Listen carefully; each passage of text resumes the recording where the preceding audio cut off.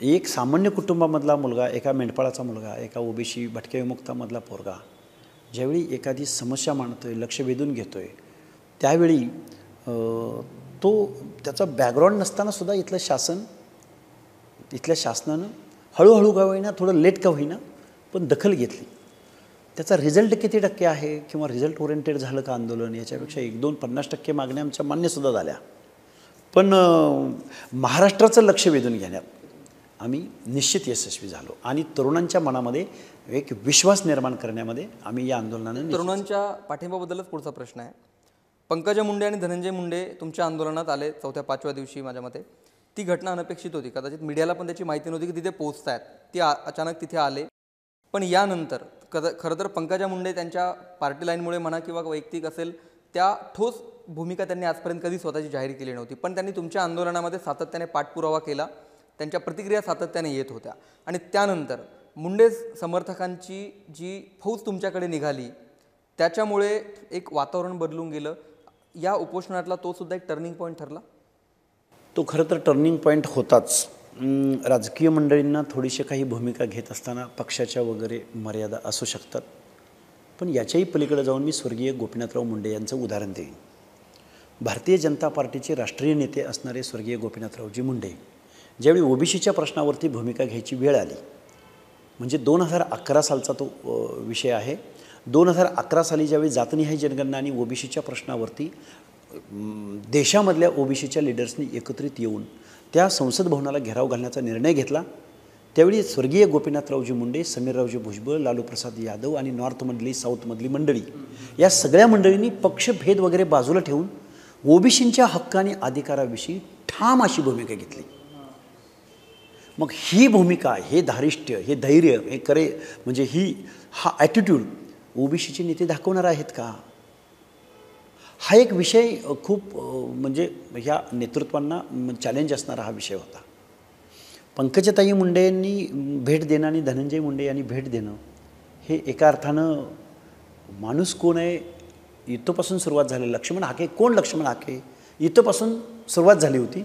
पण हा माणूस संविधानाचं बोलतोय, कायद्याचं बोलतोय, ओबीसीच्या हक्काचं बोलतोय, राजकीय प्रतिनिधित्वाविषयी बोलतोय, बजेटविषयी बोलतोय किंवा आयोगातल्या मागासलेपणाच्या निकषाविषयी बोलतोय, सुप्रीम कोर्टाच्या जजमेंटविषयी बोलतोय. ही जी ह्यावरती त्यांनी ज्यावेळी क्रिटिसाइज केलं पंकजाताईंनी वगैरे, त्यावेळी खऱ्या अर्थानं तरुण वर्ग, सुशिक्षित वर्ग, गावगाड्यातला हरेक माणूस, त्यांचं मनोधैर्य वाढलं आणि ती माणसं उघड माथ्यानं मग वडीगोद्रीकडे निघाली. तर तुमच्यात एक प्रमुख मागणी होती की हे कुणबी दाखले जे आहेत ते दबाव टाकून दिले जात आहेत सध्या. तर ती मागणी जी होती, पंकजा मुंडेंनी त्या एका मागणीचा शेवटपर्यंत पाठपुरावा केला. मुख्यमंत्र्यांच्या बैठकीत सुद्धा ती मागणी मांडली. पण अजून त्याच्यावर बैठक तुमची आहे, पण अजून ते सुरूच आहे. तुम्ही आता ते जे सुरू आहे त्यासाठी काय केलं? आम्ही कोर्टात तर आहोतच, कोर्टातली लढाई सुरूच आहे.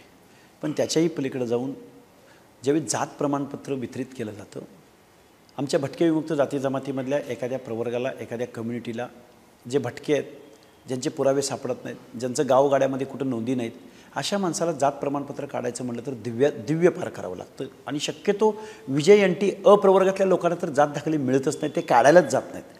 7वी-8वी नंतर मुलं शिकतात का नाही हा संशोधनाचा विषय आहे. तर मग अशा लोकांनी जर एखादं बोगस प्रमाणपत्र काढलं कॉमन मॅननं, किंवा खरा ओबीसी आहे, खरा भटका आहे, त्यानं जर असं काही एखादी अनियमितता त्याच्या ह्याच्यात आढळली तर 2 वर्षापासून 7 वर्षापर्यंत अशी म्हणजे असं बोगस प्रमाणपत्र काढणाऱ्याला सजा होते. इथं शासनाच्या संरक्षणामध्ये तुम्ही कुणब्यांच्या नोंदी अर्लियर करेक्शनच्या माध्यमातून खाडाखोड करून, नसलेला पुरावा तयार करून जर इथं सर्टिफिकेट शासनाच्या संरक्षणात वाटली जात असतील तर हा कायद्याचा भंग नाही का? हा घटनात्मक तत्वांचा भंग नाही का?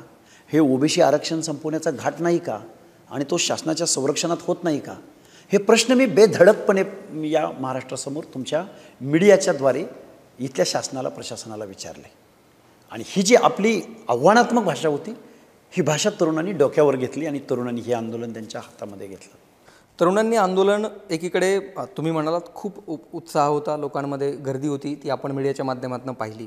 पण एक टीका त्याच्यात कुठेतरी अशी झाली, जरांगेंनी केली किंवा त्यांच्या नेत्यांनी केली, त्यांच्या समर्थकांनी केली, की यात फक्त मुंडे समर्थकच दिसतात, दुसरं कोणीच नाही आहे. तर यात कितपत तथ्य होतं? चिपळूणमध्ये मुंडे समर्थक आहेत का? रत्नागिरीमध्ये आहेत का? सांगली जिल्ह्यामध्ये मुंडे समर्थक आहेत का? बरं, चंद्रपूर, वर्ध्यामध्ये मुंडे समर्थक, बुलढाण्यामध्ये मुंडे समर्थक आहेत का? लातूर, बीड, धाराशिव, ग्रामीण भागातून एक जिल्हा असा नव्हता की तिथून बसेस आल्या नव्हत्या, तिथून फोर व्हीलर आल्या नव्हत्या. गाड्याच्या गाड्या करून लोक येत होते. मुंडे समर्थक तिथं होते का? तुम्ही माध्यमाद्वारे ज्यावेळी आम्ही भूमिका मांडत गेलो आणि महाराष्ट्रामधल्या हरेक ठिकाणून लोक येत गेली, त्यामुळं असं कोण म्हणत असेल काहीतरी कारण लागतं आहे, काहीतरी कारण शोधतात लोक. कशामुळे झालं, का झालं, हे शासन पुरस्कृत आहे का, यांना कोण सपोर्ट करतं आहे का, यांना कोण गाड्या पाठवत आहे का? अरे गाड्या एका तालुक्यामधून पाठवून वगैरे येऊ शकतात, पण गाड्या महाराष्ट्रातल्या कानाकोपऱ्यातून कशा येऊ शकतात? कोण कोऑर्डिनेट हे करू शकतो? ही भावना उत्स्फूर्त होती. रात्री अपरात्री, रात्रीच्या 3-4 वाजता 300, 400 किलोमीटर मोटरसायकलवरून प्रवास करून आमच्या आंदोलनस्थळी पोहोचणारे युवक होते. मोटरसायकलवरून. त्यांना पैसे दिले होते कोणी? ते मुंडे समर्थक होते. ही भावना ओबीसींच्या हक्क अधिकारांची भावना होती. ही भावना आपलं रिझर्वेशन डावललं जातं आहे, आपण बेदखल होतो आहे, आपल्या नेत्यांना ठरवून पराभूत केलं जातं आहे. अशा गोष्टी आज तरुण प्रत्येकजण डिजिटल जमान्यामध्ये त्याच्या मोबाईलवरती ही इन्फॉर्मेशन पोचते. तो हळहळतो आहे, तो विश्लेषण करतो आहे. अरे पंकजाताईचा पराभव का झाला असेल, कशासाठी झाला असेल, अरे आपला माणूस जायला पाहिजे होता. पंकजाताईमध्ये ते मुंडेंना पाहतात. ही भावना आहे, हा रोष आहे. मी पर्टिक्युलर का बोलतो हे उदाहरण देऊन, कारण तो युवक तसं बोलत होता, तिथं घोषणा देत होता, आक्रोश करत होता. कारण फुले शाहू आंबेडकरांच्या महाराष्ट्रामध्ये 48 पैकी एकाच दुसरा ओबीसीची भूमिका घेणारा माणूस देशाच्या संसदेमध्ये जाण्यासाठी जर हा आग्रह धरत असेल, अग्रेसिव्ह होत असेल, तर त्यात वावगं काय आहे? ही भूमिका मांडणार कोण कायद्याच्या सभागृहामध्ये? हा प्रश्न तरुणांना भेडसावत होता. तरुण हा मला वाटतंय तरुणच जास्तीत जास्त आता चांगल्या पद्धतीनं ऑब्झर्वेशन करायला लागला आहे. त्यामुळे इथून पुढच्या कालावधीमध्ये तरुण हे आमच्या ओबीसी चळवळीचं ॲसेट असेल. त्या आंदोलनामध्ये मुंडे समर्थक सर्वाधिक तर होते, हे आपण मान्य करायलाच हवं. पण त्यासोबत काही घटना निकालानंतर घडल्या. पंकजा मुंडेंच्या पराभवानंतर काही तरुणांनी आत्महत्या केल्या. त्यानंतर एक रोष निर्माण झाला, एक उद्रेक झाला. त्यामुळे खरं तर हे मुंडे समर्थक जास्त ॲग्रेसिव्हली या आंदोलनात उतरलं असं वाटतं.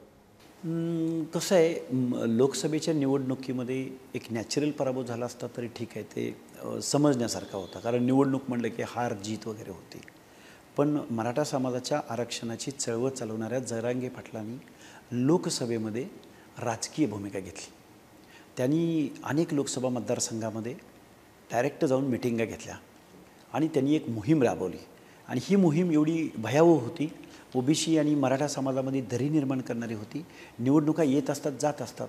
महाराष्ट्रामधल्या ओबीसीनी भाजपच्या विरोधामध्ये जनमताचा कौल दिला.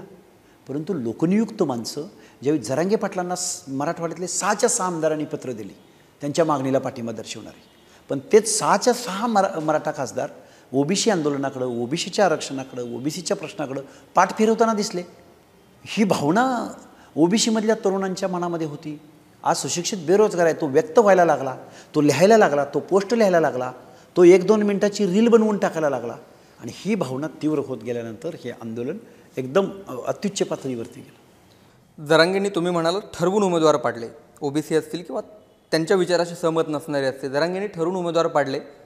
तुम्ही सुद्धा तुमच्या भूमिकेशी सहमत नसणारे उमेदवार ठरवून पाडणार विधानसभेला? नाही, आम्ही पाहतोय महाराष्ट्राचे मुख्यमंत्री 12 करोड जनतेचे मुख्यमंत्री, ते आमच्या हक्काने अधिकाराचं संरक्षण करतायत का नाही करतायत. आम्ही पाहतोय आम्ही निवडून दिलेला लोकप्रतिनिधी विधानसभेत आमच्या प्रश्नावर बोलतोय का नाही बोलतोय. आम्ही निवडून दिलेला खासदार देशाच्या संसदेमध्ये बोलणार का नाही बोलणार, याची मोहीम आमची ठरेल.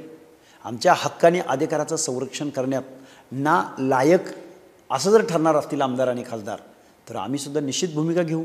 आमच्या हिताचं संरक्षण करणारा आमचा लोकप्रतिनिधी कायद्याच्या सभागृहात आम्ही निश्चित पाठवू. त्यामध्ये वावगा असण्याचं काय कारण आहे? राजकारण आणि समाजकारण, सामाजिक इच्छा, आकांक्षा आणि अधिकाराचं संरक्षण हे राजकारण आणि प्रतिनिधित्वाद्वारे जर घडत असेल, राजसत्ता अंतिम असेल, त्या कायद्याच्या सभागृहामध्ये धोरणं ठरत असतील, तर आमचा प्रतिनिधी, आमचा व्हॉईस, फेसलेस सायडेंटिटी असणाऱ्या ओबीसीचा जर चेहरा एखादा कायद्याच्या सभागृहामध्ये देशाच्या सभागृहामध्ये जाणार असेल तर त्यात वावगं काय आहे. त्यामुळे ही भूमिका आम्ही मांडू, जनतेसमोर मांडू, तरुणांसमोर मांडू.